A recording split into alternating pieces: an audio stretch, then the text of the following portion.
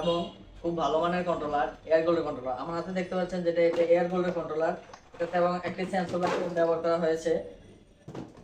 আপনার এয়ার গোল্ডের কন্ট্রোলারের 24 টিউব এবং তারগুলো খুব মোটা মোটা, খুব হেভি কোয়ালিটি তার, যেটাতে এখানে একটা সেন্সর লাইট ব্যবহার করা হয়েছে। যে সেন্সর লাইটের ভিতরে এখানে লেখা আছে যে কি কোন কি সমস্যা হলে কোন বাতি, কোন কালারের বাতি দিব। যেমন বাতি যদি জ্বলে থাকে বুঝতে হবে যে সব ঠিক আছে, এবং যদি লাল বাতি দেয় তাহলে বুঝতে হবে আপনার মোটরের সমস্যা, আবার যদি নীল বাতি দেয় তাহলে বুঝতে হবে কন্ট্রোলারের সমস্যা।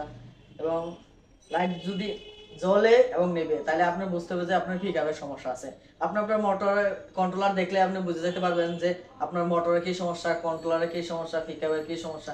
বেশিরভাগ সমস্যা এগুলোতে হয়, মোটর, কন্ট্রোলার, পিকআপে। এখন যে সমস্যাগুলো বেশিরভাগ হয় সেই সমস্যাগুলো উল্লেখ করা দেওয়া আছে কন্ট্রোলারে।